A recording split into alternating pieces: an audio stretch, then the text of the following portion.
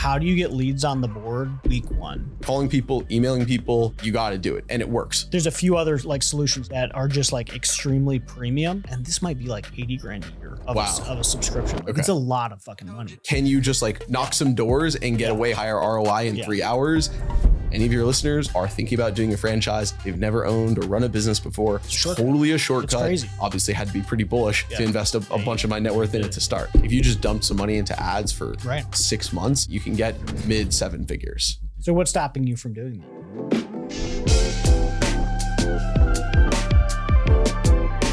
Welcome back to Owned and Operated. Today I have Ethan from New York. Welcome to the show.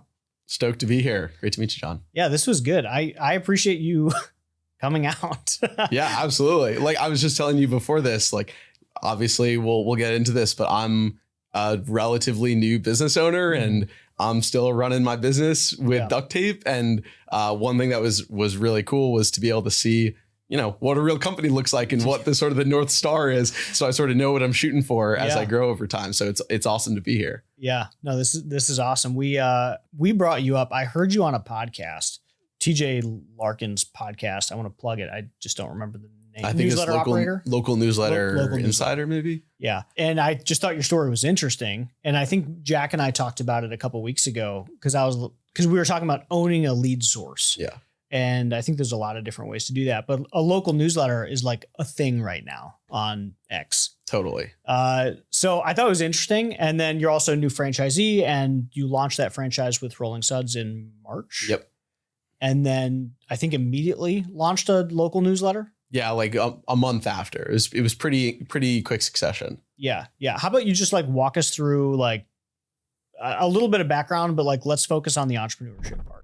It's no secret that my office here in Nashville is almost completely empty. So how do I support my team as well as have great growth metrics? Well, the answer is international contractors with Quick Staffers. So Quick Staffers is a premier staffing agency which will place top-tier talent in your business, built by the trades for the trades. So if you need a CSR, they'll be placing a CSR that is highly trained in your business that knows Service Titan and can book calls effectively day one, call one. Affordable, reliable, and trained in all of the industry best practices, Quick Staffers can help you cut that overhead, boost conversions, and scale your business fast. So don't waste another lead. Visit quickstaffers.com and transform your business today. I spent the first 5 or 6 years of my professional life in finance, raising private equity and venture funds. It's a great job. Wasn't wanting to do what I wanted to do forever. I wanted to, own my thing. Long story short, ended up sort of focusing on home services space. A lot of my clients at my old job were investing in that area. So I had a lot of familiarity with that segment of the economy. The funds you were raising for were buying inside home service, like plumbing, HVAC, roofing. Exactly. Roofing. Yeah. All that stuff. Who's the fund? It's a lot, probably like a couple dozen different funds, all like lower middle market, middle market, upper middle market, all sorts of stuff. And I wanted to do something in that space, but I knew I was going to be a solo operator, didn't have any partners, and didn't want to, raise outside capital. I wanted it to be my thing, but wasn't fully, didn't feel fully equipped to start a brand completely from scratch, having never run a business, having never, managed a blue collar workforce, having never done home services sales. So that's a lot of levers that I'd never had to figure out how to pull on my own before, which is sort of what sent me down the franchise path. Yeah. What attracted me to that path was some of the levers come sort of preset for you, and you can focus on how to pull some of the levers, but you get some support for some of the others. And then, over time, or 5, 10, 15 years, whatever it is, maybe at that point I'll feel prepared to either buy a business myself or start something else from scratch. Now that I've got the experience, or when I have the experience with pulling some of those levers that I'm pulling for the first time still now. And then I discovered Rolling Suds, and we can get into that story if you want. I'd love to. Yeah. So I'm good friends with Aaron. I've talked to one other franchisee from Rolling Suds, and I'm curious. Yeah. So I met with a lot of different home service franchises. Like what are the other ones even out there? Like what's the landscape for? Oh my God. I mean, there's like probably someone could correct me, but it's at least hundreds. Like there are hundreds and hundreds of these brands out there in every service you can think of. Is it a lot of emerging ones? Because I would imagine most of the like the Mr. Rooters, the Rotor, those have to be sold out. Yeah, exactly. And that's part of what drew me to a brand like Rolling Suds was, the painting franchises, the fencing franchises, the roofing franchises. Most of those are sold out. So if you want to get into an established brand like that, you are buying someone else's business. Yeah. So for someone who, didn't want to raise outside capital and had enough capital to get an SBA loan, but didn't have enough to buy a 10 million revenue business, that math didn't really math. Mm-hmm. So finding an emerging franchise who I felt comfortable betting on while I bet on myself to build my own business was sort of the path that made sense to me, where I could open de novo territories, but have a corporate team who, I felt comfortable with, was going to be able to grow their franchisor business while I grew my franchisee business. Do you feel like you found a good partner? Like you're 3-4 months in, but like, how's it gone? Yeah. I mean, it's still super early. We're growing really fast. Rolling Suds as a business, like as a brand, is still growing really fast. And the network of franchisees that they've built is incredible.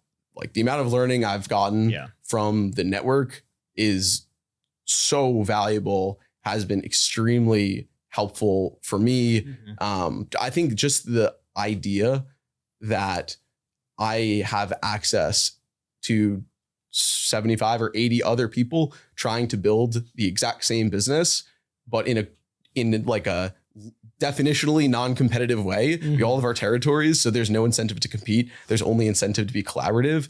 Has been an amazing way to like speed run the learning process, where we can all just share ideas, share wins, share losses, and we don't all have to make the same mistakes ourselves. We can share those mistakes and the learnings, with each other. I feel like that's like the best part. Totally. I've always been we've never done a franchise, but we tried to do a few. Like earlier on, we tried to bring on a Mr. Handyman as like a department. But I think franchises make a ton of sense for like basically everything you've said. I think it makes sense. And I don't know why they don't have, like, there seems to be like a stigma on franchises. Yeah. Some of the wealthiest dudes I know run a bunch of franchises. Yeah. So I feel like if you're against franchises, you should just talk to more people. I think there's definitely merit to, a lot of the criticism or hate or whatever that you see about franchises. And, franchising is a very different business than the original business. So running the original Rolling Suds power washing location is not the same business as running a Rolling Suds franchisor. Yeah. And I think what you find is that a lot of brands underestimate the challenge that they're taking on in transitioning from being a roofing business to a roofing franchisor. Oh yeah. And then, if they're not ready for that challenge, that can have a negative impact on the early franchisees. And one thing that Rolling Suds has done really well is they've built out a leadership team, and like I said, a really good network of franchisees who have been able to help support the growth of the brand and the growth of each franchisee's own business, because ultimately both of those things need to grow with each other for the whole thing to work. If the franchisor doesn't work, it's going to make it really hard for the franchisee's business to work. If the franchisees aren't profitable, franchisor business isn't going to work either. So that's been the biggest thing. That's been, positive for me, but I think it's totally valid if, any of your listeners are thinking about doing a franchise, they've never owned or run a business before. I think in my personal experience, it's been a shortcut. Very positive. Yeah, it's totally a shortcut. It's crazy. It's a hack. Like it is. If I had started a power washing business myself, I would not be doing the revenue 4 months in that I'm going to do this month. No question about it. At like 100% would not have been the case. However, I think, if you're looking at a franchise, like just make sure you understand, how much experience the franchisor has, what their vision is, whether their service works in your particular market. I happen to be fortunate in that, my territories are pretty good for home service businesses, just for, lots of different high factors. Wealth, lots of population. mostly pretty densely populated. So that's all stuff that works for me. But not every service works equally well in every market. So it's about doing your research. You can find, a not great brand in a not great market, and you can find a really promising brand in a really promising market. And it's just about being thoughtful about how you do it. So far, it's been a really good experience for me as someone who's, growing my first business ever. It's totally been a shortcut. Yeah, no, that makes total sense. How much does it cost to launch a franchise? So it completely runs the gamut. It totally depends on, how much CapEx there is in your particular service. Well, I mean, for you specifically, what did it take to get a Rolling Suds off the ground? So for me, each territory, I think this is publicly available. I assume FDD's out. Yeah. So I think each territory costs something in the range of $50,000, and that provides $250,000. Yeah, 250,000 people, 100,000 households, something along those lines, which for me corresponds to, like 1.5 counties just north of the city. Yeah. So like I said, these are really densely populated areas, Westchester County, Fairfield County, and I share those counties with another franchisee, which, one might think is, really competitive and we bump elbows all the time, but that's not the case at all. We share lots of relationships with property managers, which has been super helpful because we can each build relationships. Yep. And then, the business has to be passed to each other because I can't do business in his territory. He can't do it in mine. So we only benefit from each other's relationships. But to answer your question, each territory is something like $50,000. And the trucks are like 150. Yeah. The trucks are like somewhere between 130 and 150, depending on what sort of add-ons you get. They're Isuzu box trucks. And those are, if you just bought the truck from a dealer, those would be something like 75 or 80, I think. Yeah. And then the build out and the equipment is where you get. Is it a box?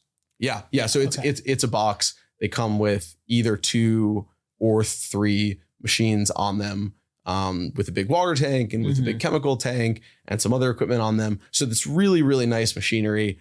And most of the customers, commercial and residential, I come across have never seen power washing company with equipment like that. They're used to a pickup truck, which is great because from a branding and marketing standpoint, you look really, really good when you're building that initial relationship. Yeah. Are we the only power washing company that has a box truck? No, there are other companies out there. Like it's not, you can buy this equipment, but are you willing to invest in the equipment to win $50,000 commercial projects? That's up to the operator. And Rolling Suds model is built around winning business like that. And I think one of the attractive things that I've continued to like to see over time since I launched is how much commercial opportunity there is in this service that's just ripe for the taking, where there's commercial property managers. So that's like true then? In my experience, I can't speak for every market. Yeah. In my experience, I come across property managers all the time who do not have a power washing guy. They bid out every project for all their 50, 60 HOAs every single time. They don't have anyone reliable and will come in and we'll get like 3 bids in a row immediately once we do a good job, once we build a real relationship. So for me, it's totally been a ripe commercial opportunity. And, part of the bet in going into this brand was that is real. And in my experience, it has been real. So I'm only more bullish on the whole thing than I was when I launched. And I obviously had to be pretty bullish to invest a bunch of my net worth in it to start. You launched a local newsletter. And like, we're going to dive pretty deep into that. But like, before we do, the reason is to get leads, right? Like we're here to get leads. What, aside from that, what else? Like I've never launched a franchise before, so I have no concept of like, how do you get leads on the board week 1? Like, so how did you get lead? Like, how did you do it? Yeah. So that's an excellent question. There's a few channels that I've had a lot of success with. On the commercial side, honestly, like my far and away highest ROI channel has been me cold calling, cold emailing, commercial prospects. I've generated a lot of revenue from that. No agency, no salesperson I can hire is going to sell my service and my business as well as I am. So as an early business owner, I've leaned pretty heavily into that. Yeah, hitting the pavement. You just have to. And I come from, my job in finance previously was something like raising capital is sales, just sales for private equity. Yeah. And so I have experience doing, B2B sales in a way. So I was comfortable coming in and doing that, but you got to do it. And it works. Calling people, emailing people, leading with value, like it just does work. You just have to be willing to do it. And I've had a lot of success doing that. And I continue to have success with that channel. Obviously, I'm now running a business and I've got a crew and a second crew coming, and my attention is pulled in lots of different directions. So I don't have as much time as I did, a month before I launched to do that stuff. But I still am reaping benefits, every month from that work. So that's one channel. On the residential side, filling the calendar, a lot of the Rolling Suds franchisees use an offshore agency that does cold calling. I don't know exactly. Cold call people? Yeah, like residential customers. Interesting. I don't know where they scrape their data from. It's probably something like White Pages. I don't know exactly what they use, but something like that. Okay, we're in the area. Exactly. And in my service area, I know in lots of different parts of the country, it's really, really effective. It's just a numbers game. They dial 500, 1,000 calls. 10 appointments or whatever. Yeah. That makes sense. It works. And the ROI that you can get if you can sell well and close and, upsell on the patio or the walkway or whatever, the ROI can be really, really high. So that's how I filled my book of business initially. I still use them. I got a second caller with them on the commercial side. So they're sort of supplementing with the B2B sales for me. Those have been the biggest channels for me. I also do some, cold email agency stuff. I've experimented with Facebook ads. I really haven't cracked that egg yet. And I haven't even started with Google ads, which is, it's a capital allocation game. So you need to figure out the highest ROI things to do. And then once you generate the cash flow from that, then you put into the next highest ROI thing. I'm still kind of like climbing that ladder of capital allocation. So I'll hit all the levers eventually. I just haven't gotten to them all. But the cold outreach, whether it's from me or from an agency, has been extremely effective. I mean, for the commercial stuff, that makes sense. Yeah. Right. Like calling, emailing. For the residential, that's interesting. We tried to do that and it wasn't as successful for us. It could have been the agency we used because I think it did book appointments, but they set really poor expectations. Okay. And the customers thought we were there to do something that we were not there to do. Interesting. So they thought we were the city. Okay. And maybe that's how we introduce the service. Yeah. Well, we can trade notes on that afterwards and see if, there's something to do there. But I think I probably get single digit % of the leads are what is this? But the rest of the leads are good enough that it's a really solid marketing channel. Interesting. How many leads a week do you get from it? Ooh, that's a good question. It fluctuates based on the time, spring. And from what I've heard, August, September are when this channel does the best, but I'm still getting 3 or 4 a day, 5 days a week, which good. For one truck is plenty. I'm booking a ways out, which is why I'm getting another truck. So they're still definitely keeping the lights on, aside from the commercial stuff that I sort of spend my time focusing on more. Yeah. And then the commercial, I think the idea there is the off season, that protects you because that's the big danger here is. Yeah.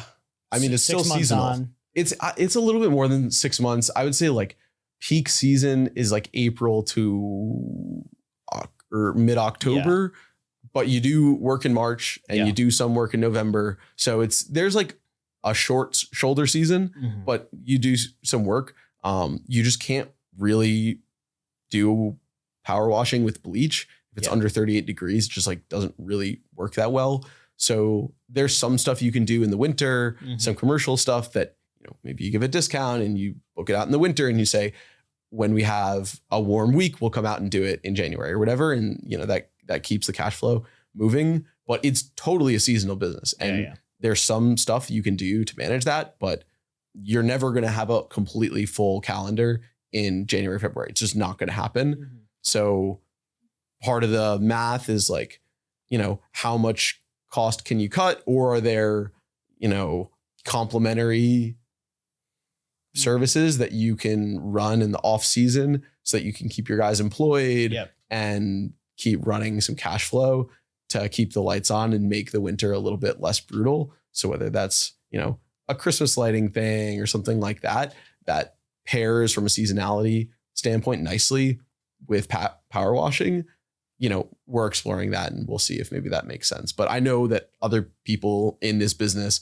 have done something like that in the winter. Yeah. And it's, from what I've heard and, talked to people about, it sounds like really interesting. Yeah. I haven't done that much work on it though. Yeah. I have a friend locally, and I can't remember the name of his company, which is kind of embarrassing, but they're huge, power washing.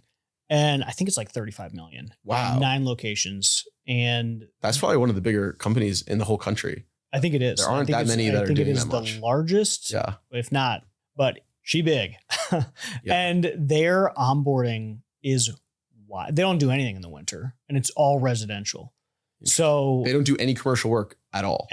Wow. Yeah. So like I was talking to them in I think March, and I don't even remember what we were talking about, but they had hired 500 people in March. That is so absurd. I know. And they went from like, because a $35 million dollar business. So like I think they had like 20 or 30 like full timers all year round. Sure, yeah. Accounting and HR, some salespeople. Yeah, and then like 500 people, and they expected. I think they expected 250 to quit in the first month. Right. Yeah, I mean that we can get into that this too. Is but crazy. Yeah. So they didn't even expect them to get through onboarding, and then you hit the summer and you just go. Yeah, it's crazy. It is a crazy business. I mean that's outrageous. I can't imagine, because he probably doesn't have that many techs who come back. I mean, he probably has like maybe half the techs will take the winter off. I would imagine. Come back. I would imagine they don't. But and the way they structure their sales is different. It's all over the phone. Are you guys doing that? I have not really experimented with virtual. Yeah. I'm at the point in the business where like I need my close rate to be optimized, and that means I go out in person. I shake the hands, kiss the babies, whatever it takes to close the business. Yeah. But from a scalability standpoint, like virtual quoting makes so much sense from an efficiency standpoint. I'm just like not there. Yeah. But I think their software is built for, I know roofing has it. I think. Okay. I mean, these guys are on a software where it's like, they just put in the address. Okay. Here's what happens. Oh, okay. It's I should look into foot. that. Yeah. I don't remember. I'll try to find out what it's called. Wow. But 500 Texas. Crazy. I mean, they like 20 times the staff in like 30 days. Yeah. And like, I don't even know how you recruit that many bodies. I know. Or like, how do you train that many people that fast? Because it ramps up so quickly. Oh, yeah. I'm sure you know this too. Yeah. Like, it gets so hot so quickly that I don't know how you get people. I don't know. Clearly figured out. It's a hell of a lift. That's super impressive. Yeah. But crazy. The off season is, I would like being able to keep around really good people. Yeah. I want to do it, but I need to figure out a way for it to make sense. It just has to make sense. That's tough. What is your guys' training, or I guess his or yours? What is your onboarding process? Like what is it involved? Because right now, like for me, I just take a day on the calendar. I go on the truck with the guys. Mm-hmm. I like teach the guy how to do it, walk him through what we do, what we don't do. Mm-hmm. And then I'm like, sounds good. And he's like, sounds good. You're hired. And that's kind of it, which I know is not sophisticated, but I'm curious what is a real company? Like for hiring, you mean? Yeah. Like onboarding, like whether it's like a trial day or like, how do you figure out people are a good fit and then get them up to speed on the truck? Yeah. I mean, good fit, we're going in homes, which is maybe a little bit different. So like, no one can have a criminal background, which I don't know if that matters as much for exterior work. Probably not, but I would I still prefer not. Yeah. Like our reference is good. Do you have any past experience with power washing? Like you're probably not going to have past power washing experience. And it's not important because you can learn it pretty fast. Yeah. So then it'd be like, hey, critical thinking. Like I think that would be super important for you, especially like, Are you going to be thoughtful about like the pressure you run this thing at? Or are you going to like go blow out windows or like, are the windows open? Like, are you spraying bleach into the house? Like stuff like that. Yeah. So I think like, is there some critical thinking there?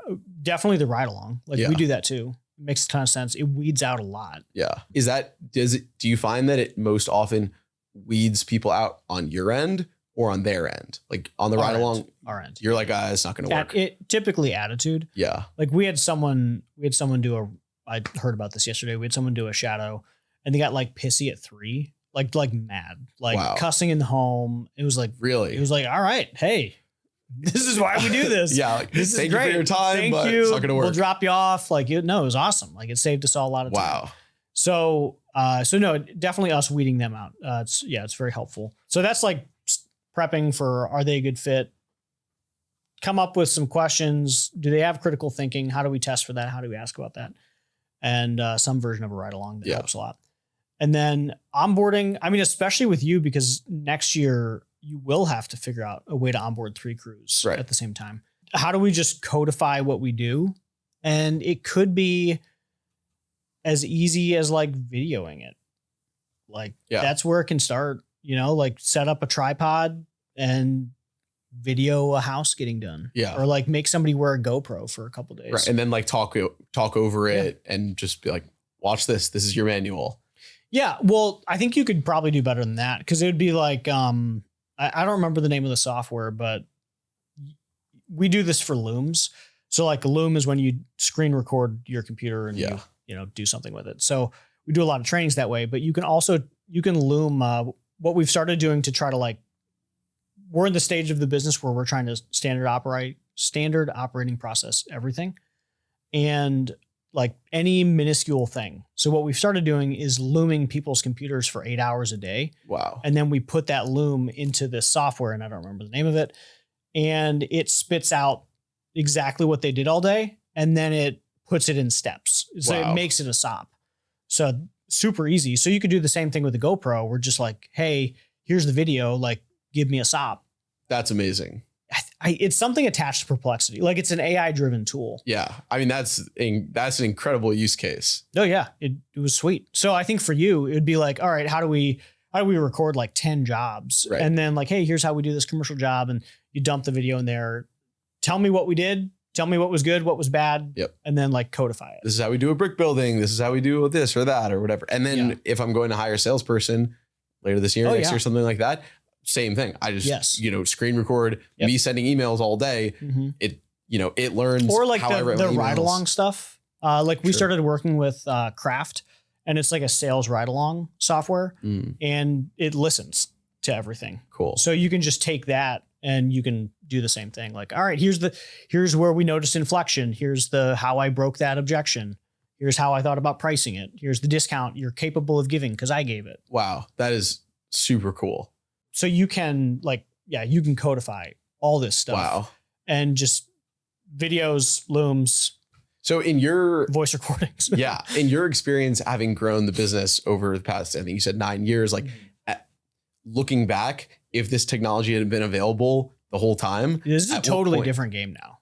At what point would you have implemented it? If you had this like in year 1 or year 3, year 4, like when was the right time to really like hammer this? Yeah, I think, I think that what you're doing right now is what you should be doing. Yeah. Like you're focusing on leads, you're focusing on sales. Yeah. Like that's what matters. Right. I think over the winter, like when you're not in peak season, you should probably build an onboarding program. Right. And you should figure out a way to do it. Ideally, there's some videos like the GoPro thing, but like you especially, you have 7 months of on, like I would not be wasting any of that time on like building April's process. You got to make that. You got to make the money. Yeah. And then you've got 4 months to, build. Right. Yeah. But it's definitely like this was in our Facebook group. This conversation came up earlier today or yesterday or something, but that exact question came up of the prompt was, what's the biggest mistake you've made with financially or something like that? And there was like a bunch of responses, and most of them were like, I overbought tools too early in the business, which that is a real like thing. Craft is great. There's a few other like solutions like that, that are just like extremely premium. Most people that buy them, and this might be like 80 grand a year of a subscription. Like it's a lot of fucking money. Right. And like most people would buy them and then just like not do anything with it. Yeah. I mean, I think that's one of the interesting things about like the ETA sort of vibe now is there's like one segment of that world that I see is like has all the right intentions, but is trying to like over intellectualize the business in the early stages a little bit too much. And I think we're guilty of like, we share what works for us. Right. But you're a $30 million business. Yeah. It is a totally different thing. Right. So like I've learned to be a lot more cautious on, now I do think craft flow could probably work, but we've learned to be a lot more cautious with like, hey, before I give a rec, like, I don't know if you have the operating bandwidth to put this $100,000 thing that I casually mentioned to work. Right. And are there like much lower cost, higher ROI? Like totally. Is the software like a marginal, like a margin boost? Yeah. Can you just like go out and knock some doors and get a way higher ROI in 3 hours? You should probably do that even if it's 100%. Even if it's not fun and you don't like it and it's like not as sexy as being on the computer. But I mean, well, I loved that you basically weren't doing Google ads. I feel like one, that's hilarious. And two, they honestly, the Google ads scare me so much. They totally scare me. I think that like that to me, that totally tracks. It's like, okay, this is going to take some real energy, right? But it's going to work. Like you're at what, 80,000 or something, and you're about to hit 80,000. I mean, we're tracking towards that this month. So if we do everything we do, then we should hit that. And the Google ads, like, I know they'll work at the right moment, but right now, like, I know if I can get myself in front of a homeowner, I will sell a lot of them. And that's like, I can put that in my hands and I can control that destiny. Yeah. But I don't know, right now where every dollar invested in marketing is so important, like just putting that into a black box, like this might be irrational, but you're correct. It scares me to just burn like $2,000 a month that I could get a cold caller and the management fee. Like we had this conversation on a podcast with, we have an agency that sponsors us, Service Scalers. And we talked about exactly this. It's like, hey, when should you add Google ads? And it's like not till like $1 million or more. Really? Like maybe. Yeah. Cause there's like, hey, if you only have $2,000 a month or $4,000 a month, like a management fee for an agency eats up a pretty good portion of that. Right. And you're not even spending yet. Yeah. Like, and it takes time to work and like all the, like the algorithms. Like you should just go knock doors. Like, totally. For sure. Yeah. But it sucks. And like most people don't like to do it. Now I don't like to, like knocking doors is not fun. I don't like that either, but it does work. FieldPulse is the all-in-one field management solution for growing home service companies. FieldPulse is designed to simplify your day-to-day operations by combining everything you need into one platform. It also includes integrations to help you save time, like QuickBooks Desktop and online. It has a bunch of advanced tools and features like a CRM, estimates and invoicing, good, better, best options, maintenance plans, a robust price book, and scheduling and dispatching. FieldPulse will transform the way that you manage your field team. Altogether, it will save you time and find revenue that you didn't even know existed. Whether you're a small company that's looking to grow or a larger company looking to optimize, FieldPulse has the tools that you need to do it. And don't just take our word for it. FieldPulse has earned over 580 glowing reviews with an average rating of 4.8 stars. That's FieldPulse. Head to their website to learn more. FieldPulse.com. So you launched, it was Westchester Weekly. Yeah, Westchester Weekly. Okay. How'd it go? Westchester Weekly was, I sort of like started learning about the local newsletter stuff. It's super hot on X right now. And TJ's and others have done a really, really awesome job like bringing that into the fore and, you know, making that business concept a lot less opaque than it was before when there weren't that many people doing it. So, you know, props to him and all those other guys who have been talking a lot about it and bring a lot of transparency to it. But I basically discovered the concept through him and a couple other guys online. And I thought it was super interesting and cool. And I liked the idea of a modern media brand that doesn't focus on news as much, doesn't focus on politics at all, and meets readers and local residents where they spend their time. Yeah. One of the things that legacy media doesn't do very well is exactly that.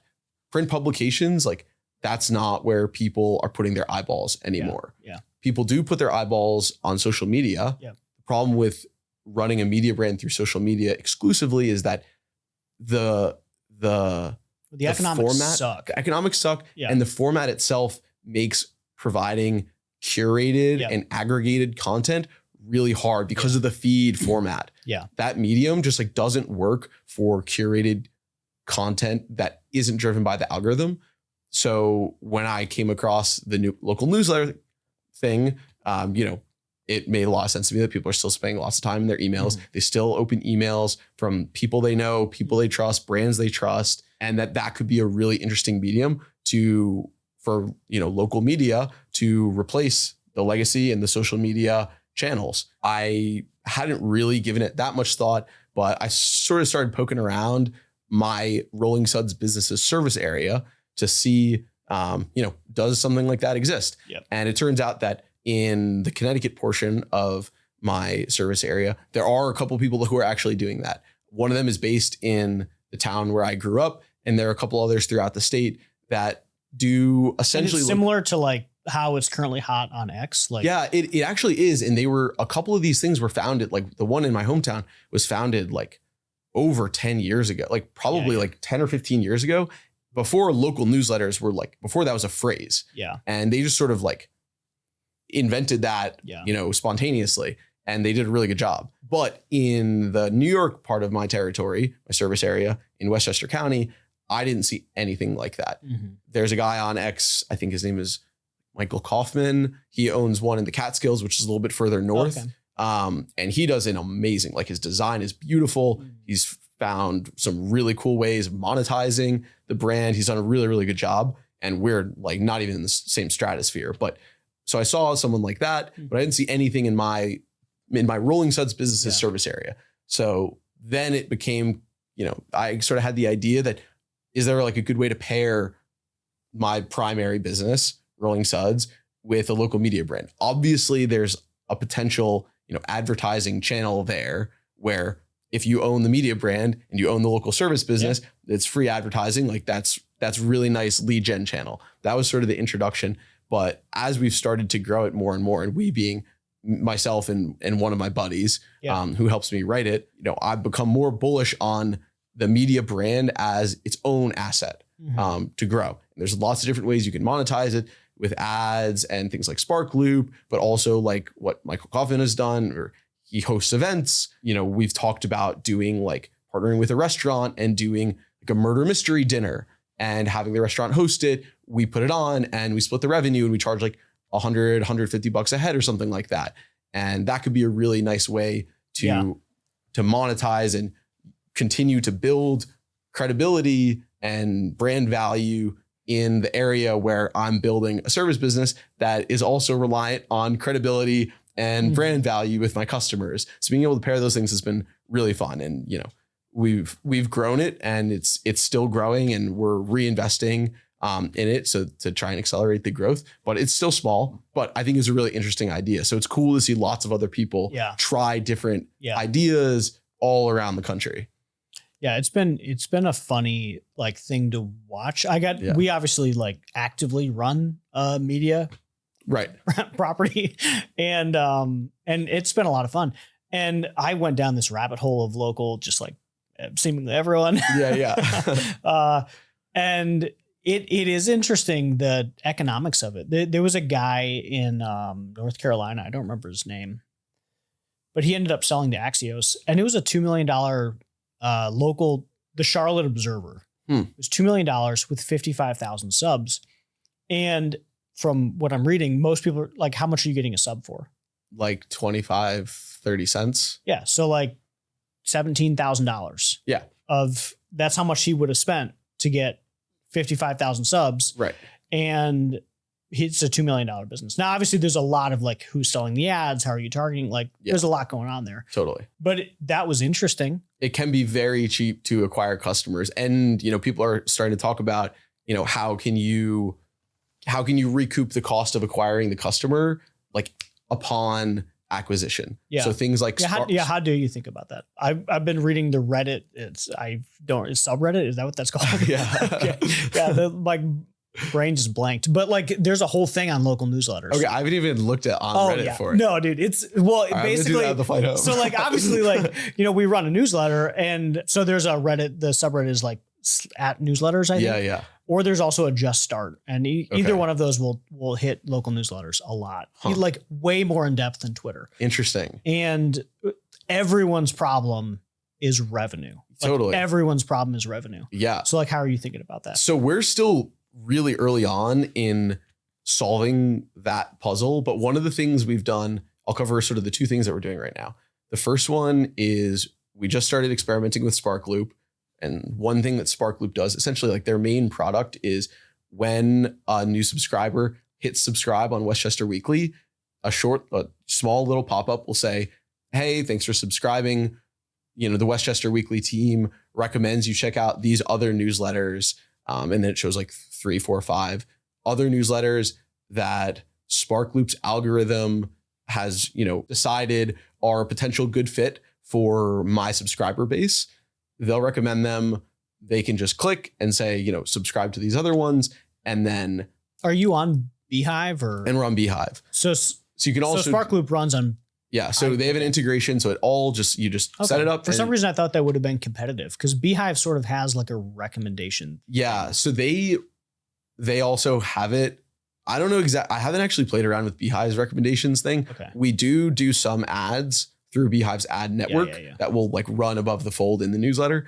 But as far as their recommendations, like post subscribe thing, we use Sparkloop, and it's only been like a week of that. But right now it's looking like we are recouping like 50 to 75% of the cost of acquiring the customer. Oh, wow. Immediately. That's crazy. Which is amazing. Obviously, like if you pair that with another advertisement or another revenue generating channel, you can reinvest back in the growth of the newsletter extremely fast. So what's stopping you from doing that?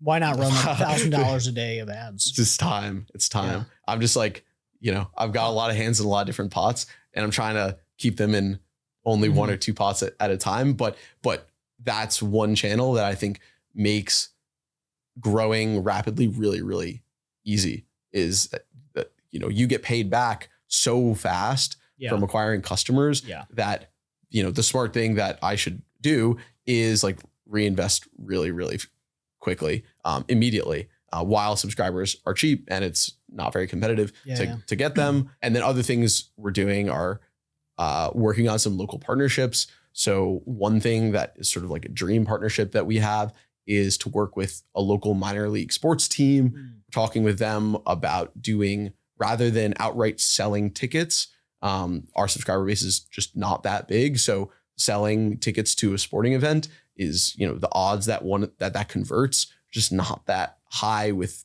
a subscriber base that just isn't that big. But what we can do is we can run a giveaway with free tickets and collect emails and have them pay for the emails. So they can grow their email list. The LTV of an email for them is probably really, really high. So if we can collect those emails, send it right to them, that's probably really, really good for them. So we're doing stuff like that. We're working on a couple things with folks like that. And then there's, all the other service businesses, the med spas and the lawyers and the real estate agents that we're just starting to dip our toes into. But you combine all those things. Cold calling them or cold email, same thing. You just get in front of them, tell them, how many eyeballs you can put them in front of every week. How do you get that list? Just Google. Yeah. It's super manual. You could use a tool like Outscraper, where you'll put in the inputs. So, I want to find every real estate agent in these zip codes, and it just scrapes Google, and then you've got a list, and you could probably even run that through an email software, and you could probably automate that pretty well. You could probably even automate a lot of the follow-ups pretty well. I haven't done that just because I haven't. But that would be the smart way to do it. And if you combine all of those revenue generating things, like that's a real business. It could be a real business. And then you get to the point where you can hire someone to do the biz dev for you. You hire another writer to do another 1 or 2 publications during the week. So then you're running 2 or 3. It's a lot more ad slots. And you can see how it can be a real thing in addition to the synergies with a business like Rolling Suds in the same service area. Yeah. So it's a really interesting idea, I think. Yeah. What do you think? I saw something on Twitter yesterday. I think you might have commented on it. It was a guy named Jas. I think he might be in Winnipeg, and his newsletter's big. I don't remember what the numbers are, but he said big. It was like 35,000 subs in the email, and then 70,000 on Insta or followers. something. Yeah. So big, totally. Yeah. And he was thinking about going backwards with it. Yeah. Yeah. You've been doing this for 4 months. What is your take? So I guess I'll summarize it better for the listener. I think his name's Jas. I'm trying to get a call with him. It just sounded interesting. Yeah. I mean, I've listened to him. He seems like a cool guy. He seems really smart, really scrappy. Yeah. So yeah, he seems totally like a cool guy. So he has this big local newsletter. I think 35,000 subs is considered big, right? Definitely. Okay. So big local newsletter, 100,000 total followers. And that is the business currently. I think he's a real young guy, 24, 25. Which is, super impressive. Oh, hell yeah. Yeah. He's killing it. And that business right now, just from his Twitter, is low six figures revenue, something like that. Probably my guess, and I'm happy to be corrected wrong, I would guess between 1 and 250. Okay. And his question was, hey, should I launch an HVAC company on the back of this newsletter? Which I don't know. Yeah. So what do you think? I think it's way harder to do it in that order. That's what it seemed like to me. It seems like he's got a good business. I think he's got a good blow business. That up.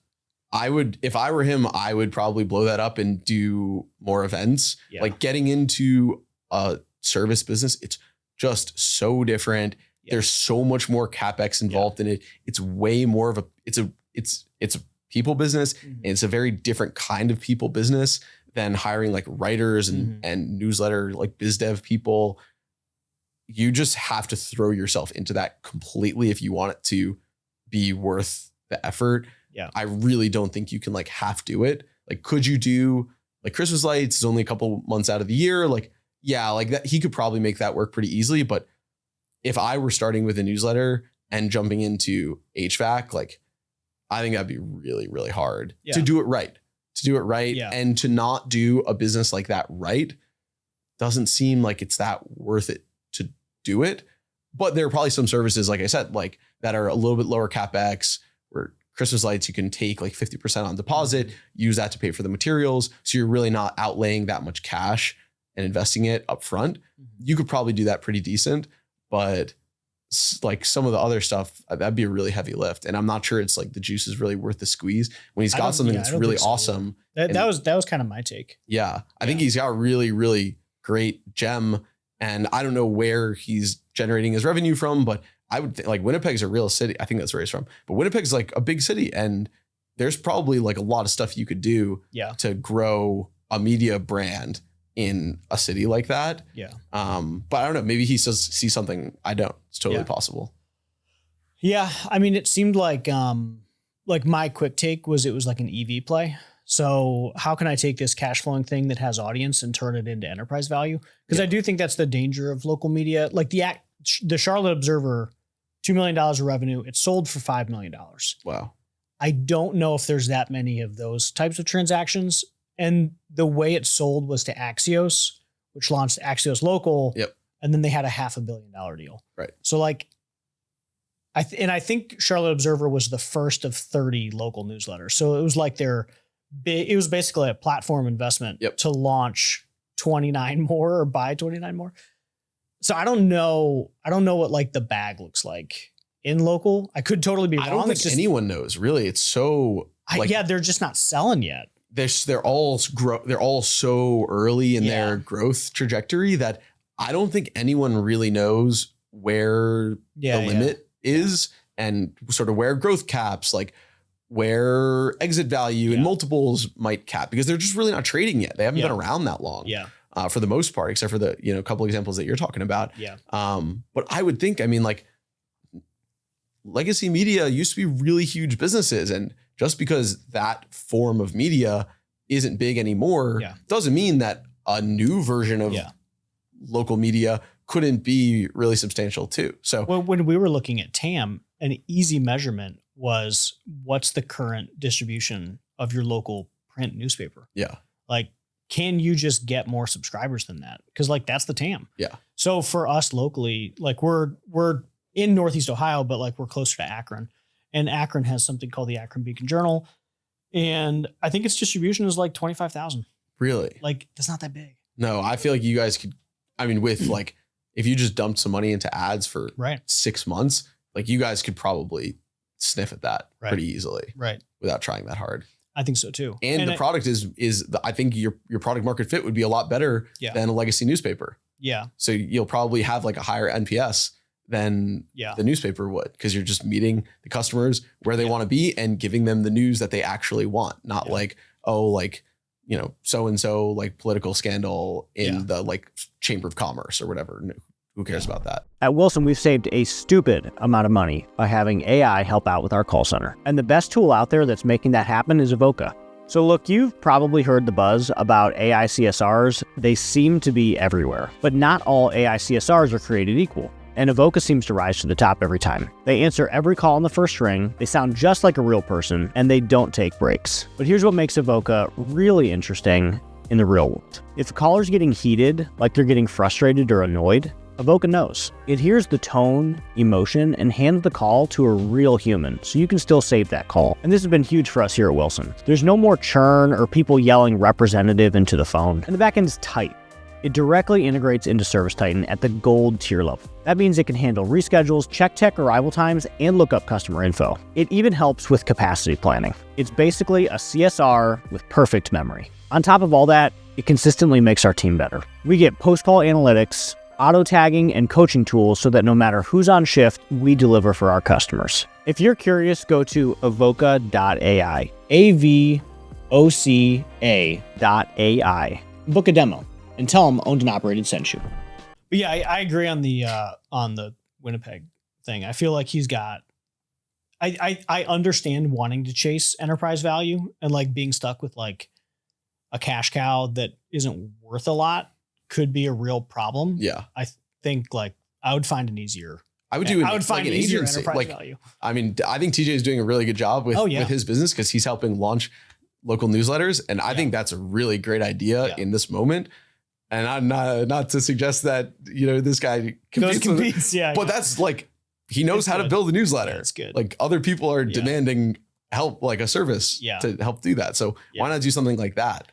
I met a guy that did this like 10 years ago for, I don't remember the industry segment, but like he helped launch local newsletters. Really? He had like 50 of them. Wow. And it was for this, I don't remember it was like PR or accounting or something like that. But he would launch these like local newsletters in Georgia and DC, and they were 30 to 40,000. Wow. Yeah, it was wild. Do you know what the structure, like, would he take an equity stake, or would he just charge like a monthly retainer? Charged a monthly retainer, but somehow he ended up claiming them back. I really don't remember how. Interesting.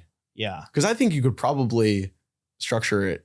I mean, I don't know, I've never tried, but you could probably structure it as some sort of partnership where you're like, have a minority stake in it and you charge some sort of, you know, monthly retainer for whatever ongoing service you're providing. Yeah.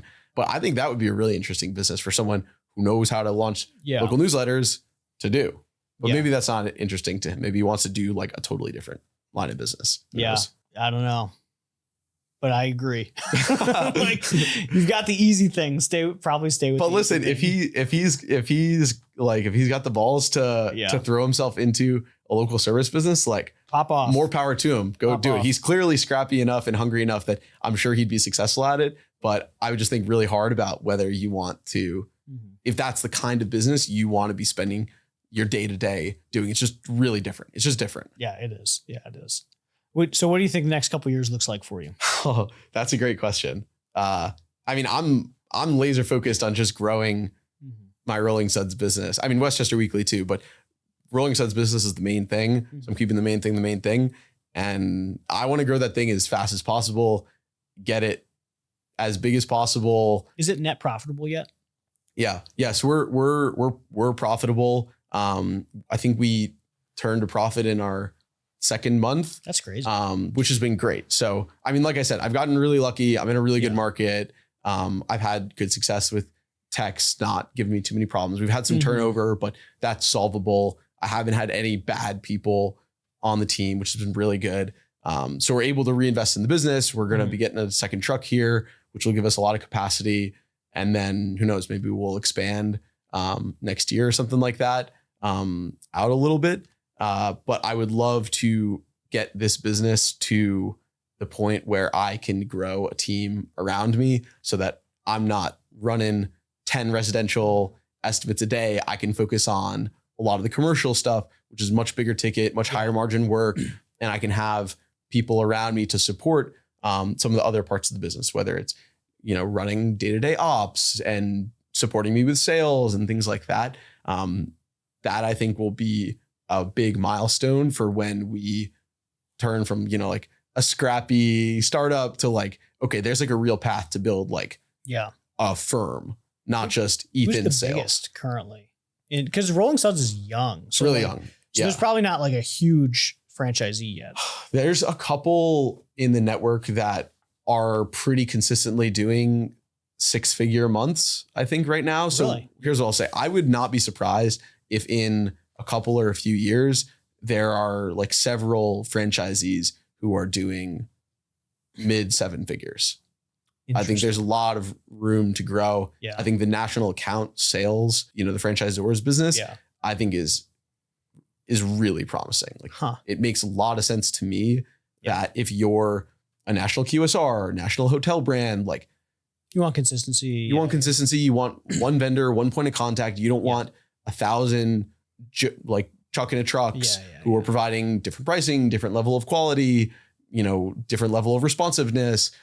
And right now there's no other national provider of this service. So it makes a lot of sense to me that there could be a lot of growth there for the whole network. That makes sense. So some regularly hitting 100,000. And the biggest is like 4 trucks, 5 trucks. Does that sound right? I heard they were starting to already see some mergers. Has been some M&A in network. It's kind of wild. It's crazy. I mean, for like a 24-month-old, Yeah. Franchise. I mean, there's one of the things, like I said earlier, like one of the things that franchisor has done really well is they found a lot of franchisees who are super hungry, super ambitious, and have like enough capital to build a real business and not just, start with one territory and kind of like pedal along with that forever. So there has been some M&A within the network, which I think is really healthy. And we're going to see more and more of that over time as some people scale and, having liquidity within the network is really good for a brand. Yeah, that's great. Having people move in and out and having people grow and consolidate and exit is, I think, really, really healthy. But I think there are a couple franchisees who are growing really fast, already running like 5+ trucks. I think there's one franchisee with more than 10 territories who's super bullish on it. There are some like institutionally backed franchisees in the network who've either had success in other franchises and like have, a lot of capital to invest the opportunities there, or have some, private equity support, which is amazing. Like I love to be a part of a brand where it's funded and people are trying to do stuff. Really, and that's what I'm trying to do. I'm trying to grow a real business here. And it's cool to be around people who are similarly ambitious. Yeah.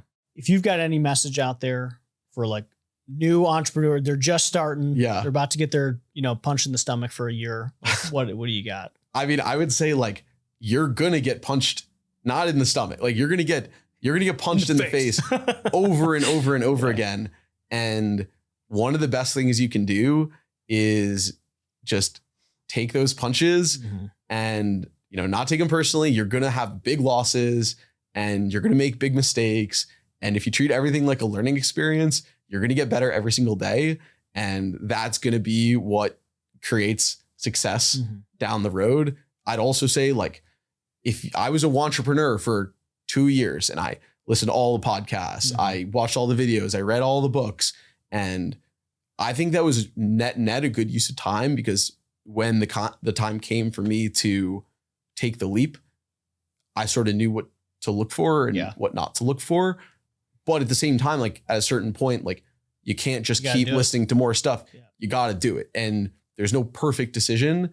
And if you're really meant to be in this game, you just got to get in the game. Like, this is not going to be the last business I ever own. I don't know if this is going to be, this may or may not be the best business I ever own. We'll find out in 20, 30, 40 years, but I'm in it and I'm learning and I'm making mistakes and getting better every day. And the only way you can figure that stuff out is just by doing it. So be smart, make a good decision with how and when you get into entrepreneurship, but you got to do it and you got to approach it as like from a growth mindset and just take every punch as a lesson. That's awesome. What I would say. No, that's a great one. If people want to connect with you, your story was great. How can they find you? Yeah, I would find me on X. My handle is @eRelander. So my DMs are open. I love chatting with people who are into business and talking about stuff. So feel free to connect and we'll chat sometime. Awesome. Well, thanks for coming on, dude. This was fun. Thanks for making the trip. Yeah, thanks for having me. This was a cool story. I love that we got to talk about early entrepreneurship. We got to talk about my current latest obsession, which is local media. Yep. And I love that we were able to pair them. So this was awesome. Thank you. Yeah, this was great to be here. Thanks, Sean.